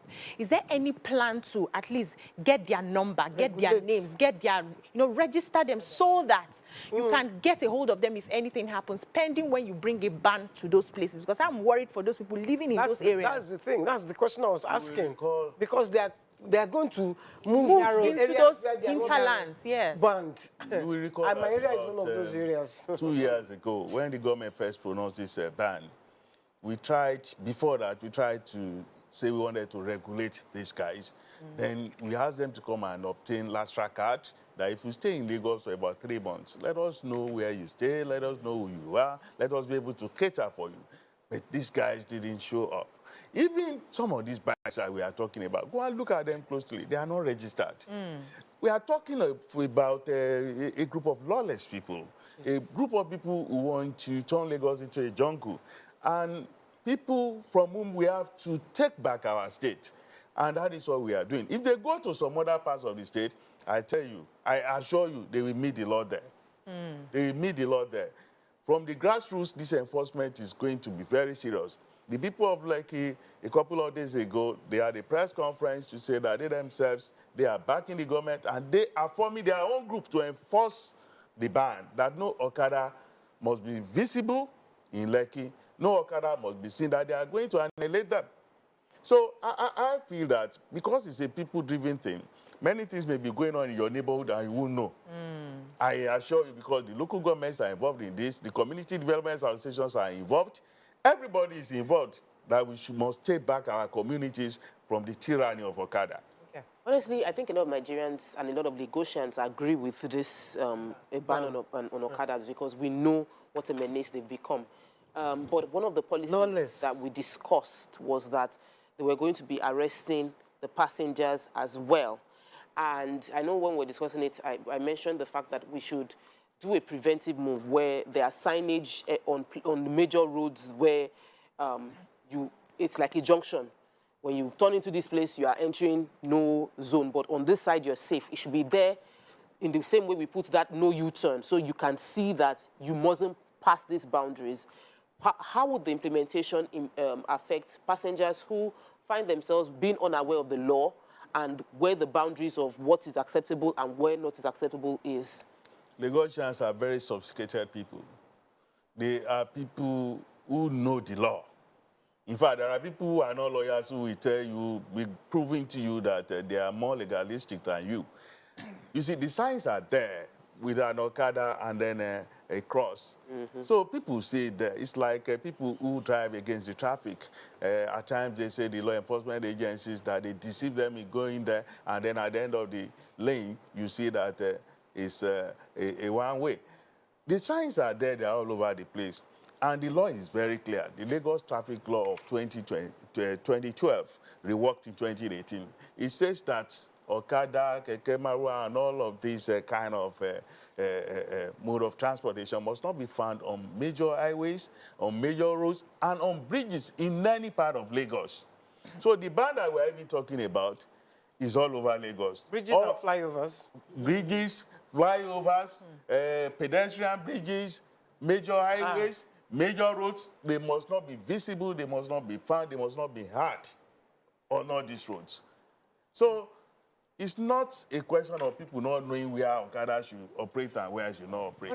Honorable, let me, because Lagos State is part of the objective is to increase revenue. Everybody sees an opportunity. So why are we, some might argue that can Lagos State see this as another revenue opportunity where we get players who can be regulated, who can hire proper and have color demarcations across local government. So if you enter Koshofe, this is the color of Koshofe, and we only have 200, 300 registered bikes, and this is where they are. For Magodo, there's only 10. You know, like there's a way that is properly regulated where we have they pay taxes. So it's a revenue generating opportunity for the government because it's as we're growing. Do you think Lagos State should reconsider, yes, ban it in the major highways, but they can actually find a way to regulate it such that it can still make revenue for the state? Well, all of these things were put on the table before the decision was made. And I remember what one of my colleagues said when somebody said, I mean, why don't we just bring these guys together? They are a disorganized group. Let us organize them. And then let us be able to see what we can make out of this situation in terms of revenue. And one of our colleagues won. He said that is blood money. He said if you look at the figures, that they are scary. That means 1,712 accidents in just 4 months, and then 6, 7 of them Okada accidents. Then you are talking about revenue. He said, no. That Mr. Biden Sanwo-Olu is not somebody who is going to trade the limbs and health of Lagosians for money. There are better, more decent ways of earning revenue, especially when you consider lives that are involved and when you consider the security implications and when you have access to the larger picture. All of us, let's just think about it. All of the things that are being done that are negative in all parts of Nigeria, the Okada is the biggest facilitator. You don't see bandits going in vehicles to attack places or to attack trains. And no. They ride by Okada. It's faster. And then Okada is just growing in Lagos like mushrooms. Okada colonies everywhere. So you can imagine what can happen to all the Okada people in Lagos, and they are very well organized. Let me come to BC. I have a call holding though. Onipedi, I believe. Are you still there? Yeah. You're live. Go ahead, please. Hello, how are you? Morning. Very good. Good morning. Morning, sir. Hello. We can hear you clearly. Go ahead, please. You see, the problem we have in Nigeria is that people don't follow law. Even when the government makes law, they will not follow it. You will see the security people compromising with all these Okada people collecting money, going against the traffic, everything being done. Even after I was bashed one day. So I had to just leave him because I don't know. I don't want to be lynched and be burnt. Because these Okada people. Thank you very much, Ms. Onipede. Fantastic. Yes, Go ahead. so the caller just harped on one of the questions I wanted to ask. We see a lot of law enforcement people who are supposed to be enforcing these laws, be the first to break the laws. You will see them on the bikes riding, and you can't even challenge them. And after a while, everybody just feels, if a soldier man can wear his uniform and ride on the bike, I'm going to do the same. That's one. How do you intend to curb that? Secondly, most of these roads that we usually take the bikes to are not good roads. And so if you take a taxi or a bus, they can't get into those roads. What's the plan to make those roads at least motorable for people to be able to drive in? Then we will trek the rest. We will start adopting the trekking. Then finally, he will not remember now. No, he will remember. He's smart.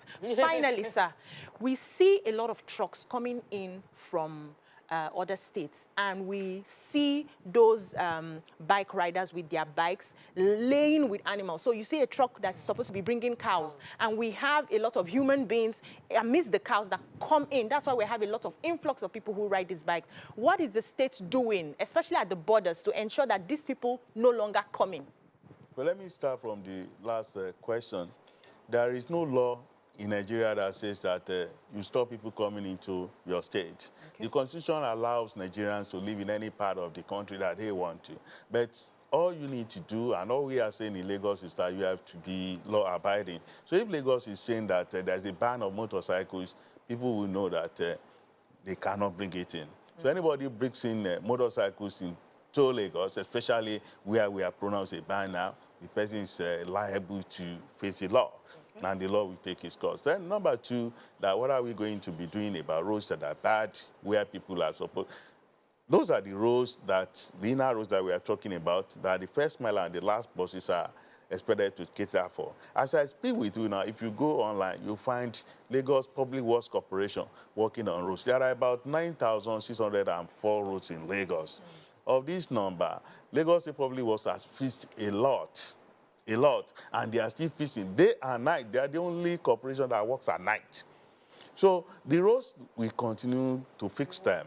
Then the local governments should have been encouraged to take up roads in the areas and fix them. So there's no way we can fix all the roads in Lagos all of the time, at the same time. But one thing that is important that I would like people to note is that the government should be credited with some intelligence. The government should be credited with some audacity that you can say a ban on Okada at this particular time, it means a lot. So our security should not be compromised because we have bad roads. No. And I assure you, wherever the roads are so bad that people cannot even find vehicles going through, the government will get there in no time. Public Works Corporation is working, and the big contractors too, they are working on the big ones. Like, have you almost, go ahead, please, I just wanted to, because they were talking about, you might see an Okada with somebody in uniform. Are private individuals allowed to ply those roads? They are not Okadas. They are just, I just own my bike and I'm using it to go to work. I was going to answer that question about uniform people who are expected to enforce the enforcement, whether they are the ones who are going to sabotage it and compromise it.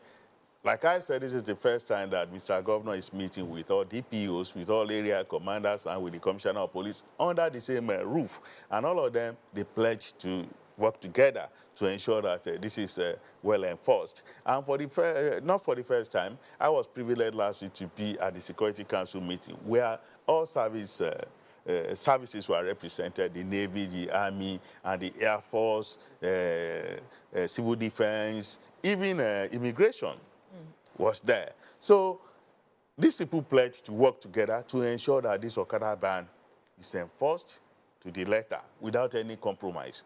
And I have no reason to doubt their integrity. There's no way you will not find one or two bad eggs amongst them. But the thing is that when they get punished, some people, such people, when they are caught and they get punished, they probably may not know about it because all these military people, they have their own way. Then individuals who are not military people who want to just ride their Okada and all that, there's a specification on the kind of Okada you can even ride.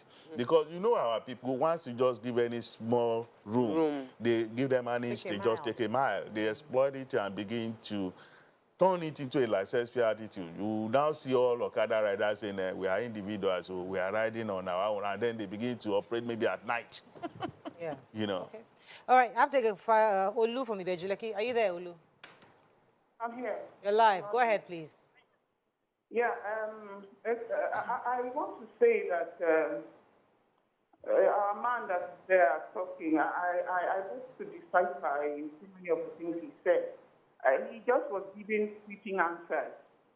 You ladies there have asked me very cogent questions that I was expecting that will give us a step-by-step plan as to how to achieve this enforcement. We have said it time and again. This is not the first time this banning is coming. This is not the first time we have seen them sweep. And I do not accept his explanation that it was COVID that did not make the first enforcement solid. Hello, Olu.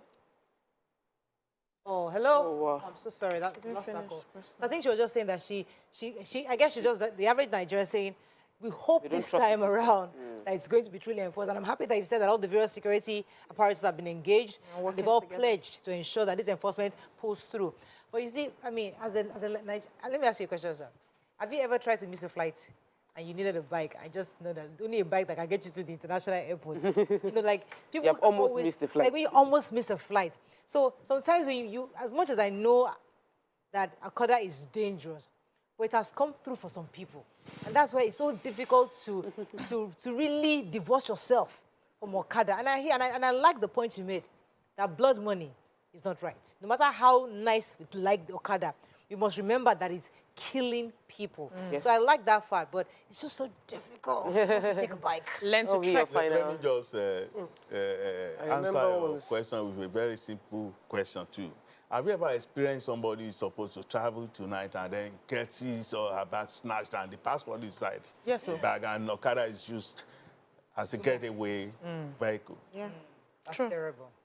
It happens. Yeah. I've seen friends who have lost their cards, you know, American cards and, you know, bank cards and so many things, all because they were even walking on Okada, you know, snatched such bags. So we have to look at the flip side too. All right. Thank you so much, Honorable Commissioner Information. Thank you. Thank you, sir. We just wish, we are hoping for the best. And we're hoping for full implementation. Let's hope there's true and complete, total overhaul and implementation of this Okada ban. And so it shall be. All right.